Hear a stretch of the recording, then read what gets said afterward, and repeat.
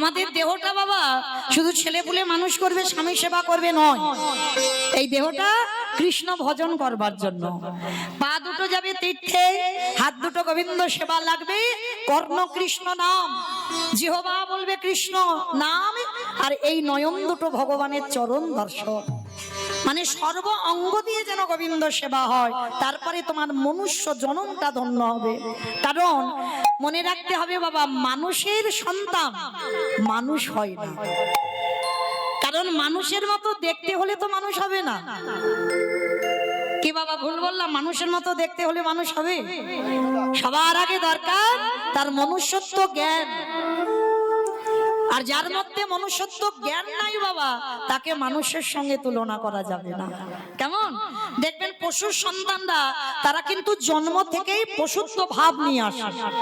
কিন্তু মানুষ, এই জগতে অনেক মানুষ আমরা আছি, কিন্তু সবাই মানুষ নয়।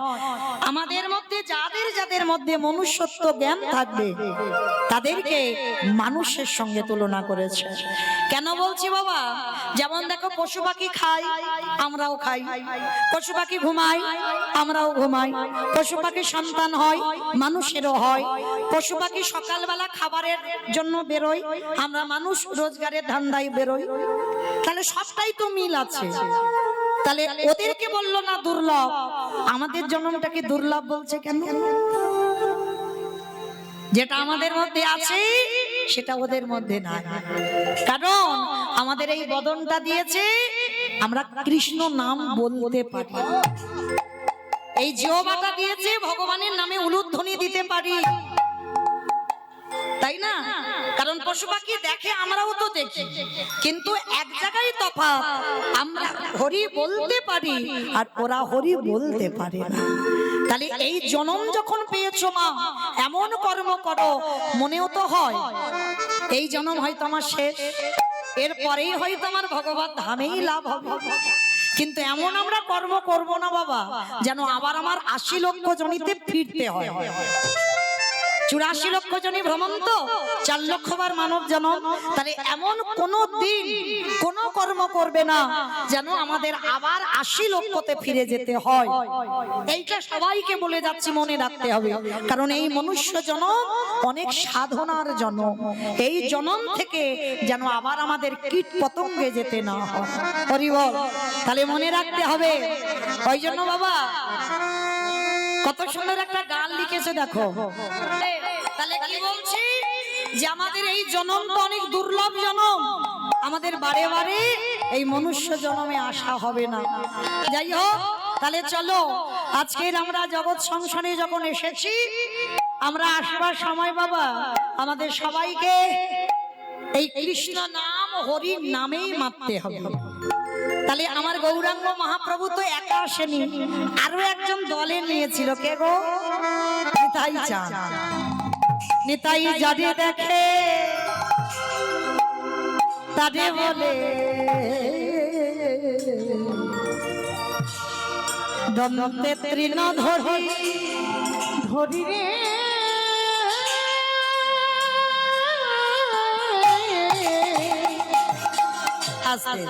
মাইরা। এগুলো কীর্তনিয়ার কোনো বানানো গান নয়, মহাজনী পদাবলী।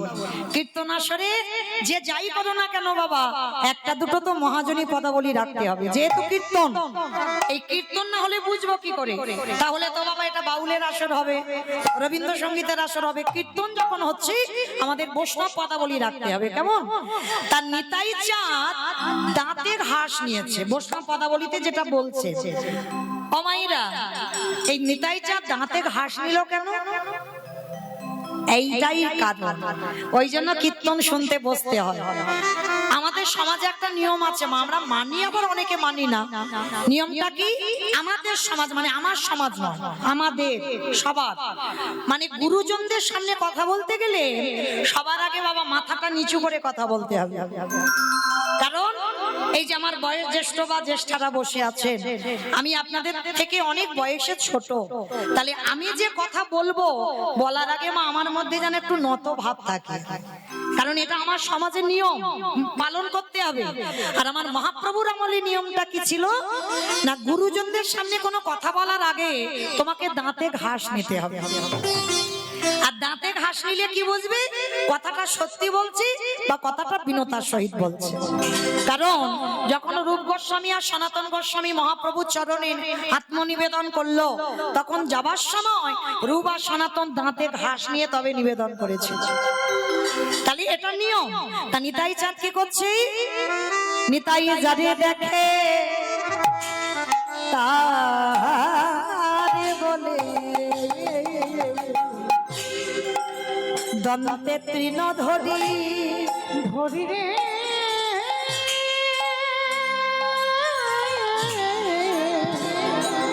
নিতাই যারে দেখে তাদের বলে আজ দন্তে তৃণ ধরি ধরি। ওগো তোমরা আমারে তোমরাই আমাদের। আমি বলছি না, কিন্তু নিতাই চাঁদ বলছে। কলি ওই কলির মানুষদের নবদ্বীপে দাঁড়ে দাঁড়ে গিয়ে যাকে দেখছে তার পা ধরে বলছে, তোদের ঘরে আমি বাসন মাজবো, তোদের ঘরে আমি বাটনা বাটবো, তোদের ঘরে আমি কাপড় কাচবো, তোদের ঘরে আমি রান্না করব, যা বলবি আমি তাই করব, কিন্তু তোদের একটা কাজ করতে হবে। কি কাজ? আমার মাইনে টাইনে দিতে হবে না, কোনো টাকা পয়সা লাগবে না, কিন্তু একটা কাজ করতে হবে। কি কাজ? তোরাই আমারে তোরাই আমারে কিনে গেলা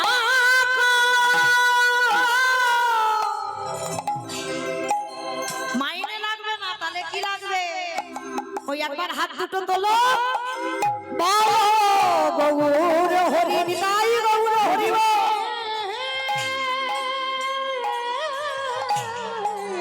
তোরাই আমারে কিনিয়া না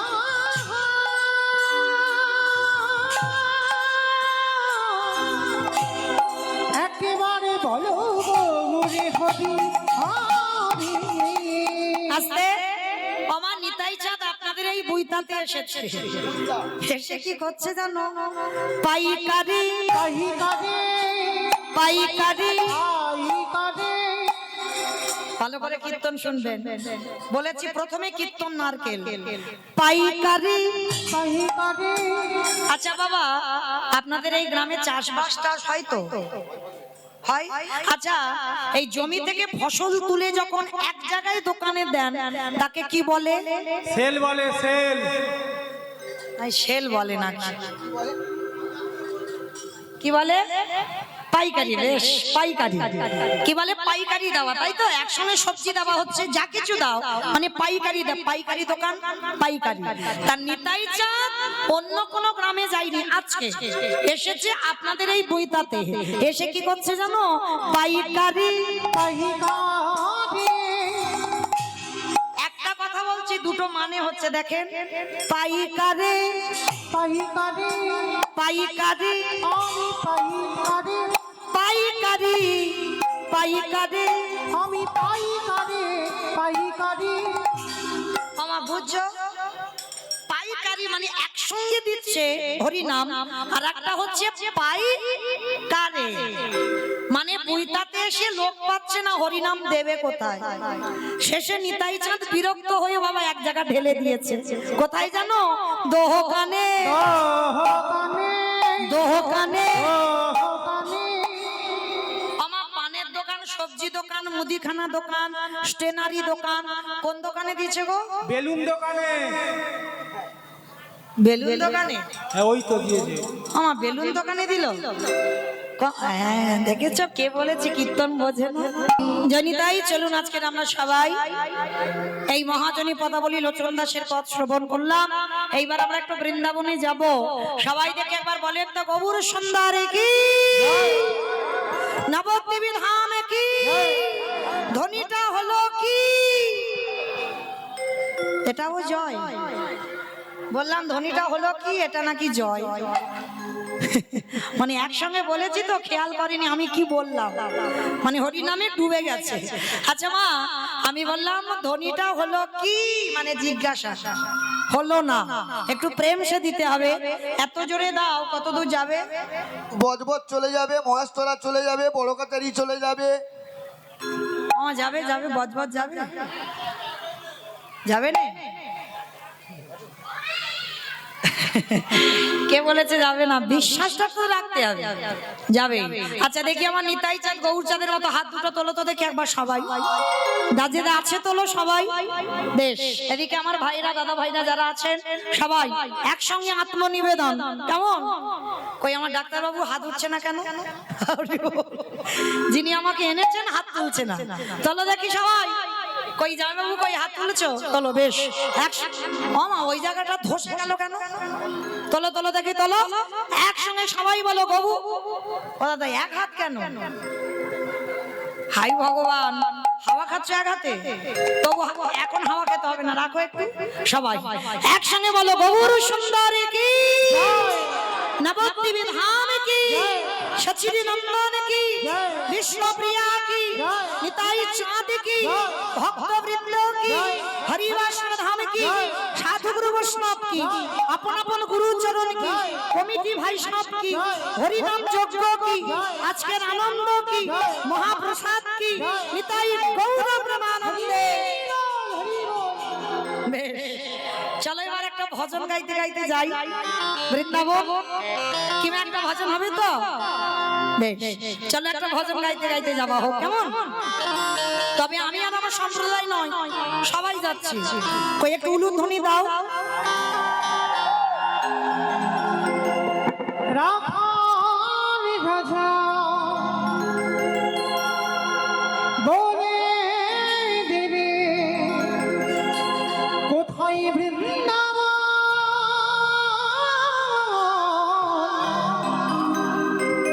রাধা কুণ্ড, শ্যামী কুণ্ড, গিরি গোবরে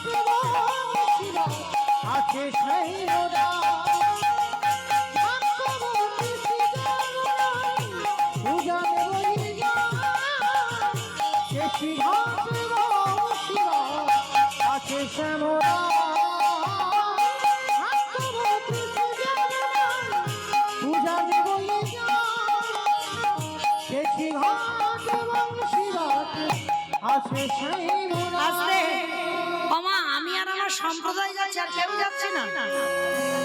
এবার যাবে মানে এতক্ষণ আমি গেলাম, এবার যাব। আচ্ছা বেশ, এবার যারা যারা যাবো আর একবার কান মনে বলছি, মা কালীর দিব্যি আর বলবো না।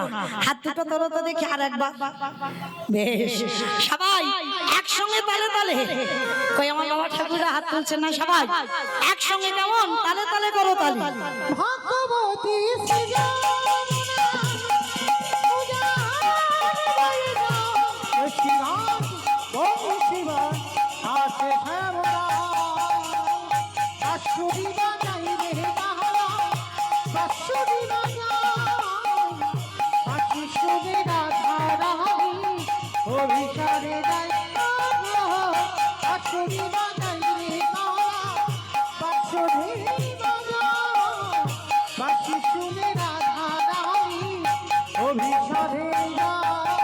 রাধে রাধে রাধে রাধে রাধে রাধে বলছো মনে মনে, জোরে জোরে হচ্ছে।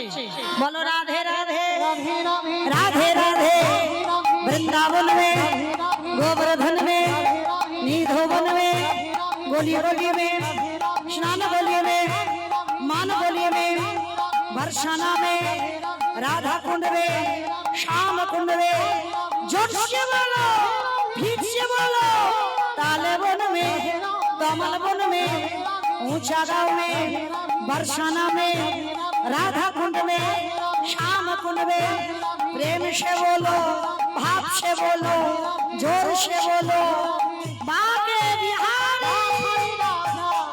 বলে দিলে কোথায় বৃন্দাবন রাধা কুণ্ড শ্যাম কুণ্ড গিরিগর ধাম রাধা কুণ্ড শ্যাম কুণ্ড গিরিগর ধাম রাধা কুণ্ড শ্যাম কুণ্ড গিরিগর ধাম प्रेम से बोलो राधा रानी की জয়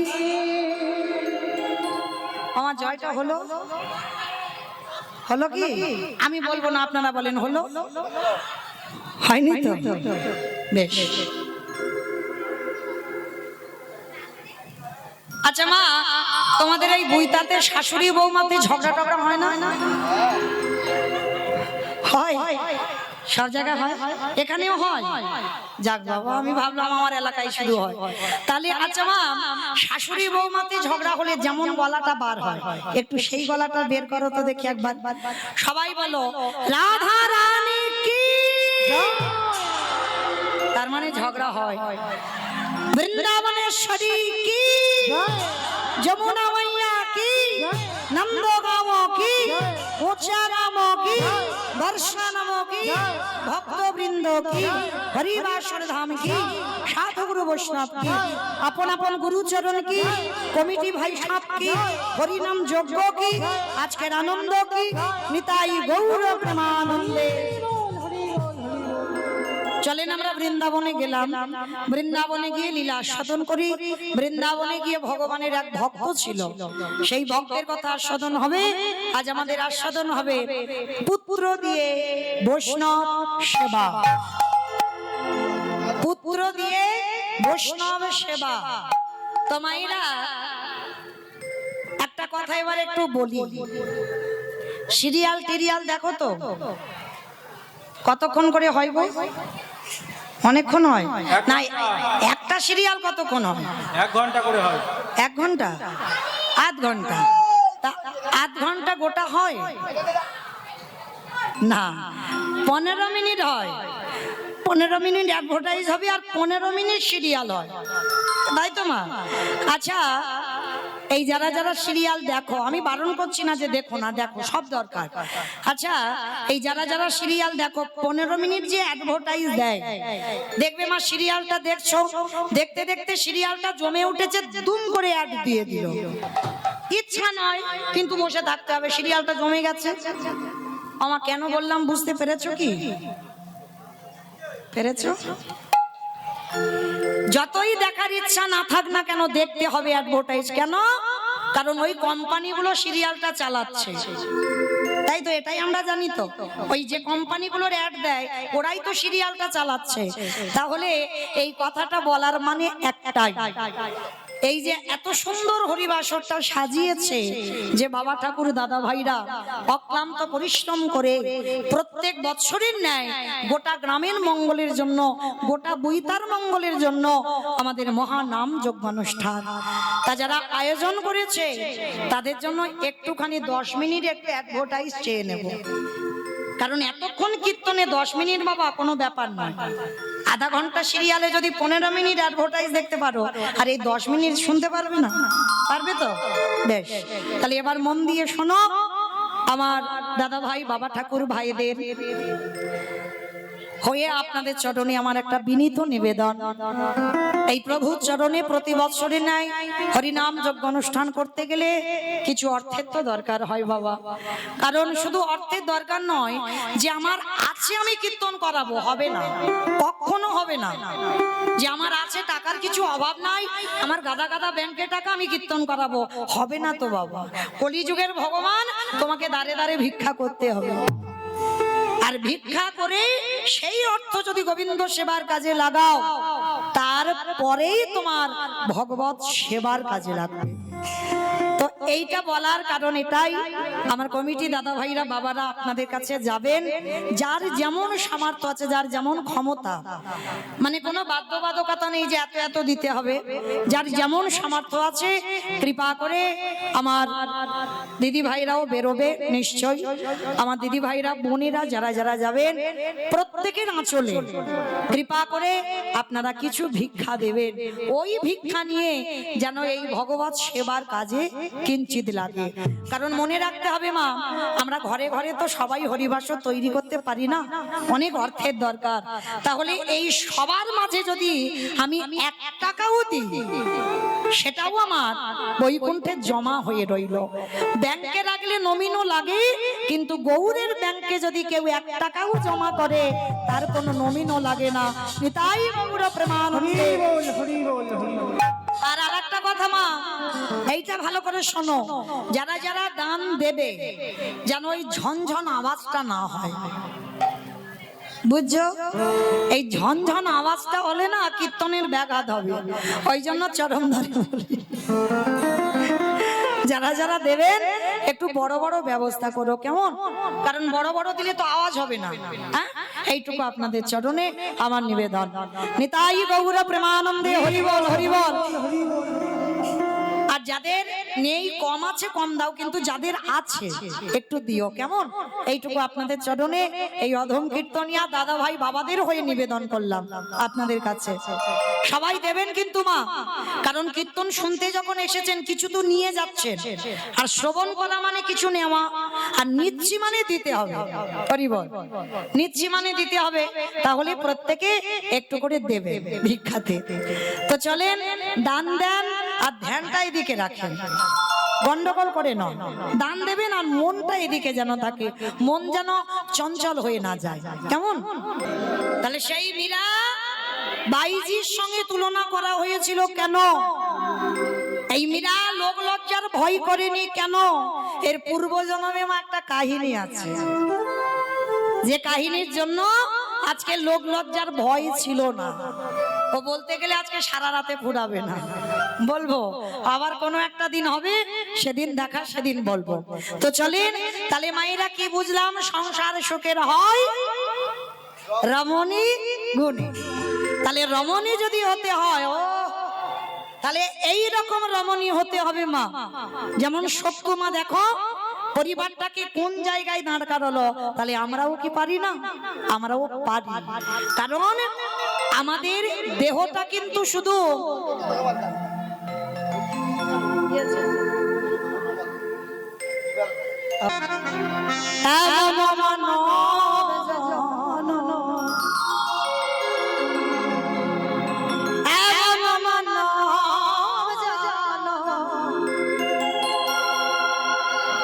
আরে পাবে না,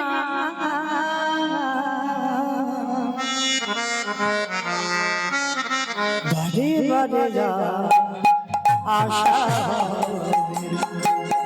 বারে বারে আশা হবে না। আর বিজনে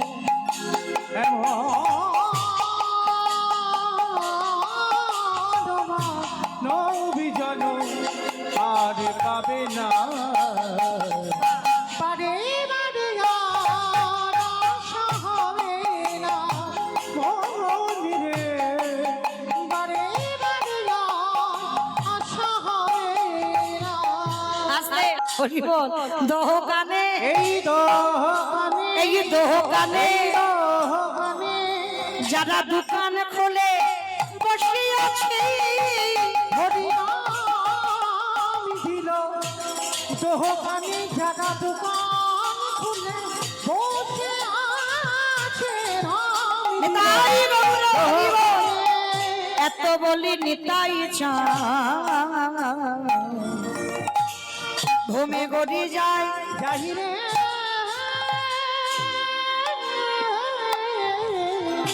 আহা এত বলি নিতাই চা ঘুমে গড়ি যায় না। ওগো সোনার ওগো সোনার সোনার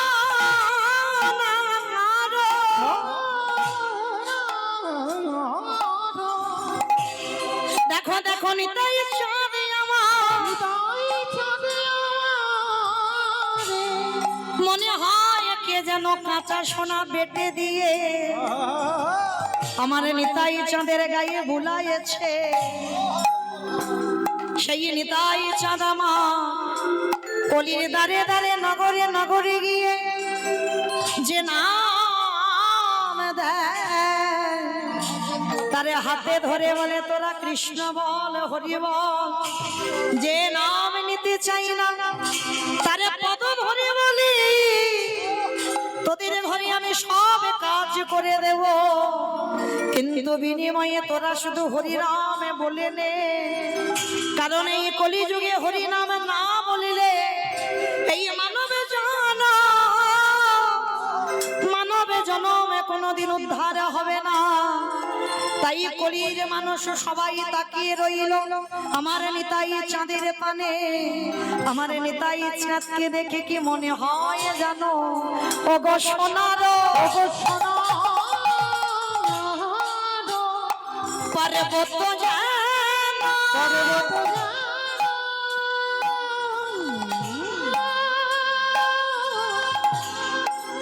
ওগো ধুলা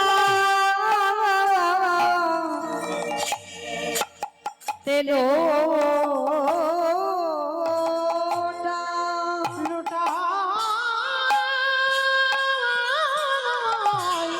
আজি সোনার পর্বত দেখো ধুলা লোটা কে কি নিবিয়া তোরা কে কি নিবি নিতাই চাঁদ ঝুলিতে করে এনেছে বইতাতে। তোরা কে কি দুটো মানে হচ্ছে তোরা কে কি মানে কে কিনবি আর কে কি নিবি তোরা কে কি নিবি আমার দয়াল নিতাই কেঁদে বলে কে কি নিবি নিতাই দাঁড়ে দাঁড়ে বিলাইছে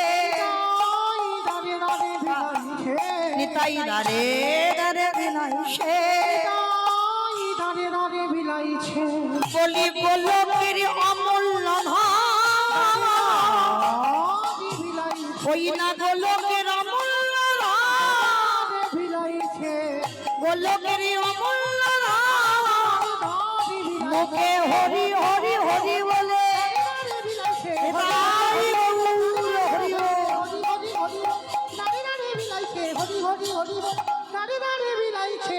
দাঁড়ে দাঁড়ে বিলাইছে আহা সোনার পর্বত জানা ধুলাতে লোটায় দেখো ধুলাতে লোটায় হেন তারে যা রতি না জন্মিল রতিনা জন্মিল দাসিল ছন বলে সেই পাপি এলো আর গেল লোচানে বলে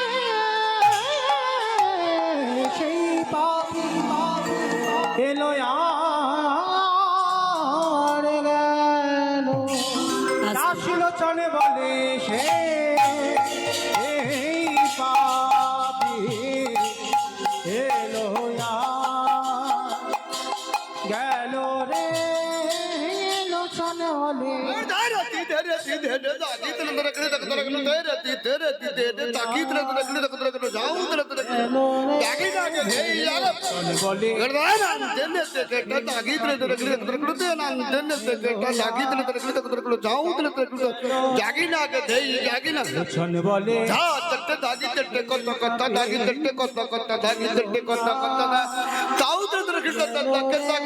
বলে লোচন বলে সে পাপি এলো আর গেল রে লোচন বলে সেই পাপি নিতাই গৌর প্রেমানন্দে হরি বল হরি বল হরি বল। সেই পাপি এলো আর গেল রে দাসী লোচন বলে সেই পাপি। চলো আজকের আমরা লীলার মধ্যে প্রবেশ করি। আজকে দেবর্ষি নারদ মনে মনে চিন্তা করলেন, অনেকদিন আমি মরতে যাই নাই, আজ আমি একটু মরতে যাব।